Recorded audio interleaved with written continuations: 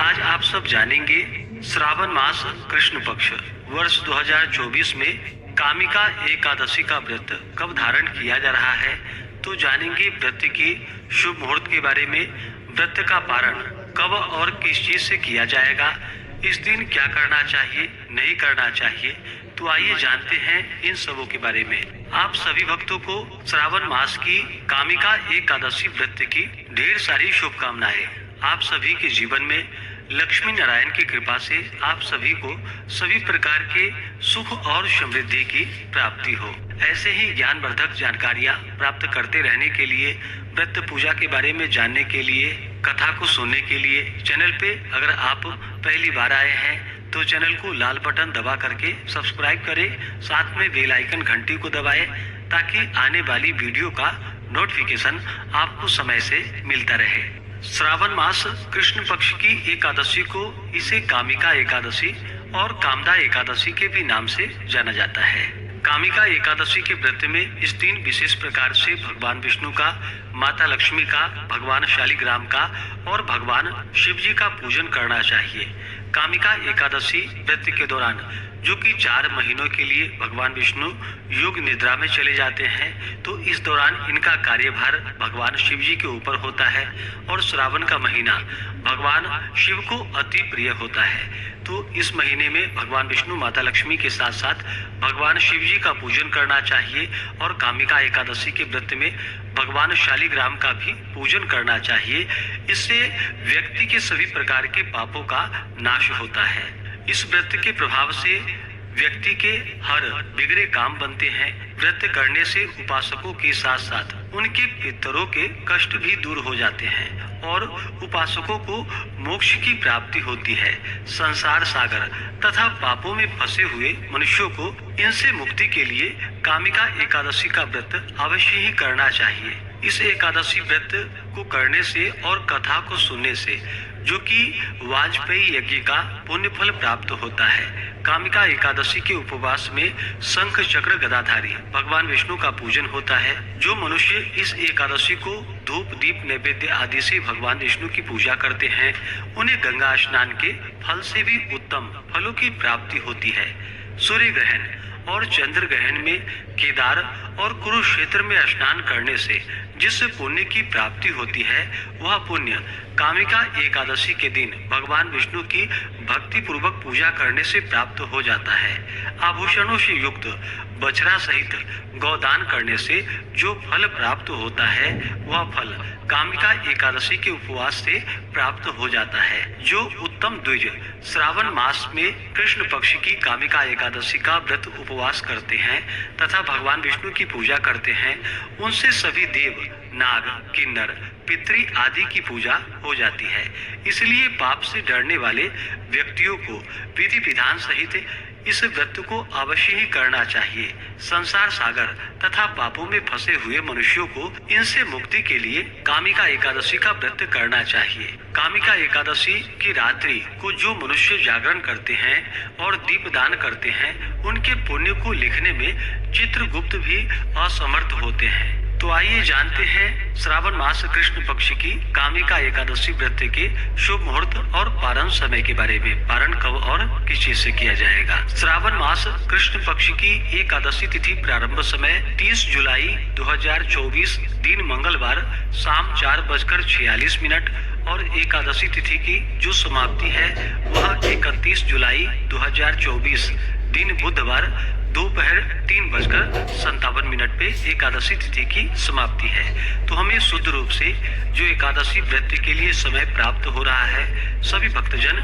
31 जुलाई बुधवार के दिन व्रत को जो समाप्ति है वह 1 अगस्त 2024 दिन गुरुवार दोपहर 3:30 पे द्वादशी तिथि की समाप्ति है। व्रत का पारण जो किया जाता है, यह पारण हरिवासर समाप्त होने के बाद करना चाहिए। हरिवासर का समय द्वादशी तिथि का पहला चौथाई हिस्सा हरिवासर का होता है। तो पारण सभी भक्तजन 1 अगस्त 2024 दिन गुरुवार को व्रत का पारण करेंगे। पारण का समय सुबह 5:43 से सुबह 8:24 तक सभी भक्तजन व्रत का पारण करेंगे। कामिका एकादशी व्रत का पारण, जो कि दुर्वा दलेन पारणम यानी कि दुर्वा दल से व्रत का पारण है, यह संभव न हो पाए तो आप जल, फल या तुलसी दल से व्रत का पारण करें। 31 जुलाई एकादशी तिथि के दिन ब्रह्म मुहूर्त का जो समय होगा वह समय सुबह 4:17 से सुबह 4:59 तक होगा। सूर्योदय का समय सुबह 5:24 और सूर्यास्त शाम 6:43। राहु काल का जो समय होगा 31 जुलाई एकादशी तिथि के दिन दोपहर 12:04 से दोपहर 1:44 तक होगा और 1 अगस्त को दोपहर 1:44 से दोपहर 3:23 तक होगा। राहु काल समय के दौरान कोई भी शुभ कार्य या नया कार्य नहीं करना चाहिए, यह लाभकारी नहीं होता है, इस बात का ध्यान रखें। एकादशी तिथि के दिन योग जो कि ध्रुव योग होगा दोपहर 2:12 तक, उसके बाद व्याघात योग होगा। इस दिन सर्वार्थ सिद्धि योग भी बन रहा है जो कि बड़ा ही पुण्य फलदायी होता है इन योगों में व्रत करने से। नक्षत्र जो कि रोहिणी नक्षत्र होगा सुबह 10:13 तक, उसके बाद मृगशिरा नक्षत्र होगा। जो भी भक्तजन एकादशी का व्रत धारण करते हैं उन्हें एकादशी व्रत के लिए 10वीं दिन से ही व्रत में नियमों का पालन करना चाहिए। 10वीं तिथि के दिन सूर्यास्त होने से पहले ही भोजन ग्रहण कर लेनी चाहिए। 10वीं तिथि के दिन शुद्ध और सात्विक आहार ग्रहण करने चाहिए। इस दिन हविष्यान्न भोजन करने का विधान है। तो 10वीं तिथि के दिन जौ, मूंग, गौघृत, काली मिर्च, शर्करा आदि का प्रयोग करके भोजन ग्रहण करना चाहिए 10वीं तिथि के दिन। और रात्रि में ब्रह्मचर्य का पालन करते हुए भगवान विष्णु एकादशी व्रत का स्मरण करते हुए सोना चाहिए। एकादशी तिथि के दिन सुबह ब्रह्म मुहूर्त में उठ करके नित्य क्रियाओं से निवृत्त होकर के गंगा नदी में या घर के नहाने के पानी में ही थोड़ा सा गंगा जल मिला करके स्नान करना चाहिए। शुद्ध वस्त्र धारण करना चाहिए। व्रती को व्रत के लिए भगवान से प्रार्थना करनी चाहिए। व्रत का संकल्प लेना चाहिए कि हे भगवान विष्णु, हे माता लक्ष्मी, आज मैं श्रावण मास कृष्ण पक्ष की कामिका एकादशी का व्रत धारण करने जा रहा हूँ या करने जा रही हूँ। इस प्रकार से भगवान से प्रार्थना करनी चाहिए। इस दिन भगवान का पूरे विधि विधान के साथ इनका जल से अभिषेक करना चाहिए, पंचामृत से अभिषेक करना चाहिए। भगवान विष्णु को इस दिन विशेष प्रकार से गौ दुग्ध अवश्य ही चढ़ाना चाहिए। साथ ही भगवान शिव, भगवान शालिग्राम को भी गौ दुग्ध चढ़ाना चाहिए। इसके बाद फिर शुद्ध गंगा जल से स्नान करवाए, भगवान को वस्त्र अर्पित करे, यज्ञोपवीत अर्पित करे, भगवान विष्णु को काले तिल चढ़ाए, तुलसी दल अर्पित करे। भगवान विष्णु को अक्षत नहीं चढ़ाया जाता है, इस बात का ध्यान रखें। भगवान विष्णु को, भगवान शालिग्राम जी को अक्षत ना चढ़ाएं, अक्षत की जगह उन्हें काले तिल अर्पित करें।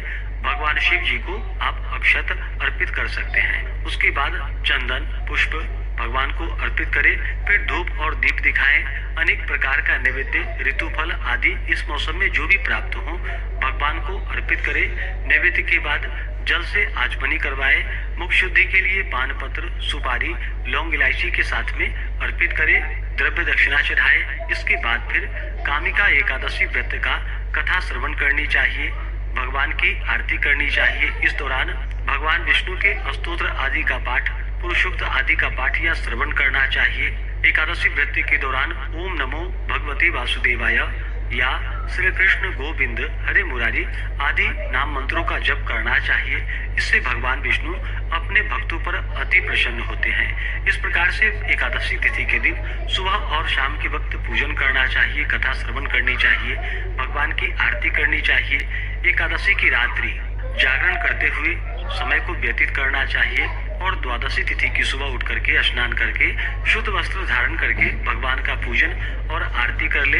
इसके बाद ब्राह्मणों को भोजन करवाएं, ब्राह्मणों को दान और दक्षिणा दे और फिर समय के अनुसार व्रत का पारण करना चाहिए। इस प्रकार व्रत को धारण करने से व्यक्ति के सभी प्रकार के पापों का नाश होता है, बिगड़े हुए काम बनते हैं तथा सभी देवताओं का आशीर्वाद भी प्राप्त होता है और अंत समय में भगवान के धाम की प्राप्ति होती है। तो आशा करता हूँ कि यह जानकारी आपको अच्छा लगा हो। ऐसे ही ज्ञानवर्धक जानकारियाँ प्राप्त करते रहने के लिए, व्रत पूजा के बारे में जानने के लिए, कथा को सुनने के लिए चैनल पे अगर आप पहली बार आए हैं तो चैनल को लाल बटन दबा करके सब्सक्राइब करें, साथ में बेल आइकन घंटी को दबाएं ताकि आने वाली वीडियो का नोटिफिकेशन आपको समय से मिलता रहे। वीडियो को लाइक करें, शेयर करें, सुखी रहें और स्वस्थ रहें। जय श्री राधे कृष्ण।